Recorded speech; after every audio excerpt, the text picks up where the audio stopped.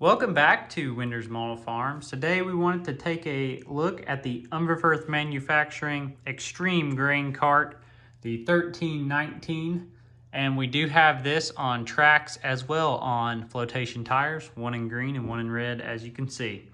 So first of all, the box here, nothing crazy. Nice, clean, simple look. And then on the back, a picture of one on tracks, one on tires, opposite colors of what our toys are. And then there's a little something about them on the back. If you want to read that, you can pause the video. So let's get these things out and take a look at what is different about them, as well as just overall features, as these are a new casting that we have not seen before. We were pretty excited to get them. I saw a post about these on Facebook probably a month or so ago by SpecCast, and then they were out pretty quick. So I don't know how long they've been in the works, but I have not known about them but for about a month, and as soon as I saw that they were available, I wanted to get my hands on them. We also got one of the Brent carts, which I'll make a separate video on as well. So look for that review coming soon. Alrighty, so we got them both out, and you know, the basic details of these carts is going to be 90% the same. What's obviously going to be different will be the way they're set up on the tracks versus the wheels, and the way that there's got to be some fenders in there to make clearance for the wheels on the wheeled version. So we'll just start off by looking at the tracked version.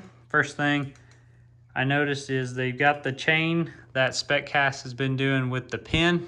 I think this chain is a little large, but maybe not. It just seems like if you scaled that out, it'd be huge, but it does keep you from losing that pin, and that slips in right like that. I'm also glad that they did the hitch this way, because the way they did the Kinsey carts as well as the J&M carts, they did the hitch like this on those carts, and not a fan, because they just don't work with most of the tractors. And the ones these J&M ones do work with, the cart sits like this on the tractor.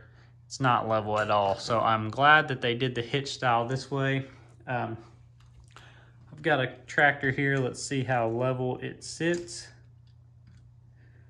It sits pretty level. Get down here so you can see. It's good looking. Good ride height. Everything looks appropriate. So that is good to see. All right, next thing, we do have our stand there, jack stand, and it is not able to move. It's just there. We do have our little wheel here you could turn to open the gate manually, I guess, or to open the bottom gate to let it out the bottom right there. So that's what that is, and that looks real nice. Rest of the undercarriage looks pretty good. You can see there our PTO shaft running down to here. Our tracks aren't anything crazy. They do look good. I'm guessing that they're the same tracks that we've seen before. Let me grab one real quick and just double check.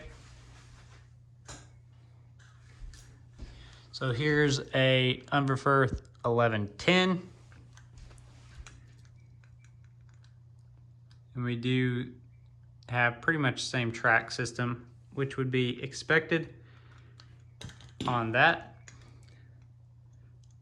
Good decals on the back, Unverferth decals, as well as all of our lights, slow moving vehicle. There's our tarp. How you open and close your tarp handle. Window there, not a real window, but painted on, still looks good. The ladder here, you can see it's this thing would slide down or flip down or something in real life so you could reach it, but it's just one piece fixed there, but you can at least see that detail when you look at it. There appears to be something in there. Can't tell if that is a toolbox or what that is right there, but that's a nice little detail. You can see here a slot for your auger when you're in transport mode. Then we've got this spot up here when you're out in the field, have it in field mode. Good decals on the front, as well as a couple more windows. The spout at the end looks really nice. No movement on it, but overall good looking. It is hollow. What I always like is the detail they put right here. So you can actually see the flighting of the auger and where they join, how they join. So that is nice. On the inside, there's not really much detail. Now, I don't know what the inside of these carts look like normally, so maybe that's what they look like, but to me, looks like you would need a little more detail there on the inside. You can see where the auger would be, but there's nothing in the bottom, which seems a little bare to me. So that is basically the cart. I forgot to mention, it is a single auger cart, so this is different from the old Unverferth carts, which was a dual auger cart that we had, and this is an 1110. There was also an 1120, which I believe is the same toy as this, just a different decal. We don't have the 1120.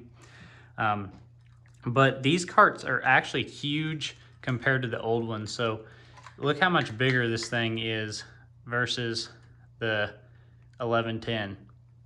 So quite a bit different there. To give you an idea, I've got a Kinsey cart here.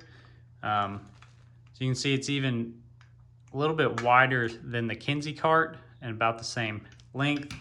And then the Elmer's cart, if you got one of these Elmer's carts are massive.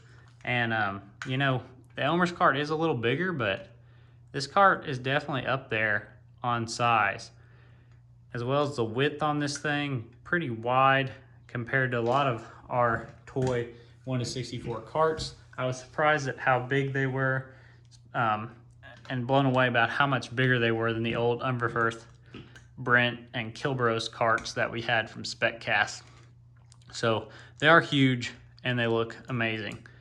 The hitch is definitely an improvement over some of the hitches we've seen on recent toys, like a couple of the small SpecCast single auger carts, as well as the J&M had this style hitch, and I was not a fan because a lot of the drawbars of the tractors did not fit in there. So cutting that bottom piece out is really going to help with sitting it on a tractor.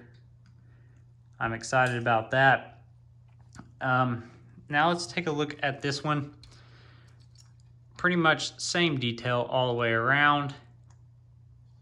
I'm not noticing anything different other than where the fenders are right here. We obviously lose a little bit of capacity in the grain cart because of that, not a whole lot.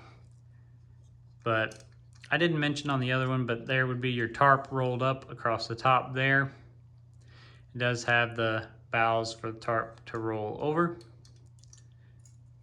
But yeah, just a clean looking cart. Let's get this one behind a tractor. And I mean, look how wide this thing is. This is very wide compared to, like, here's an Unverferth 1110 on floaters.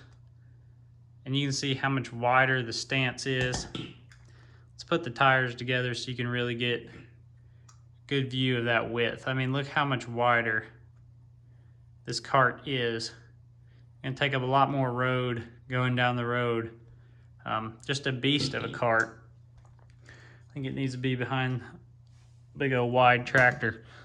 So let's hook it up to this Versatile 580.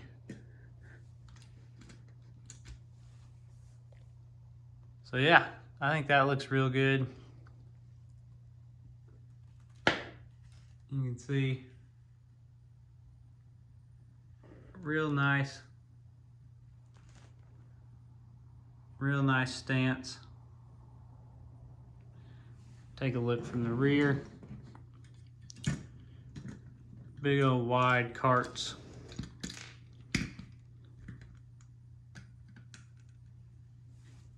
So very wide carts.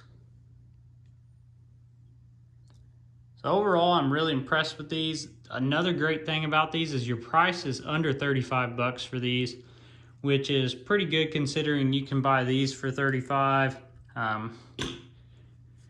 You can get these for 35 pretty much. Most of these carts have been 35 for a while. A lot of the planters and stuff has just kept going up in price, but last several years, the grain carts seem to be floating around that $35 mark, which is nice. I think the Elmer's cart was closer to 40, 45, but yeah, these are pretty sweet. If you like big grain carts, I definitely recommend, and I love the single auger carts. I just like that look a whole lot better than the double auger cart. I just like the slanted back end and how the gravity feeds it to the bottom. Just always like that look. So stay tuned. We will do the Brent V1300 next, and we'll even do a little comparison video after that of these so you can see the difference between those. So thanks for watching. Subscribe if you liked our channel and give us a thumbs up if this video was helpful. Have a good day.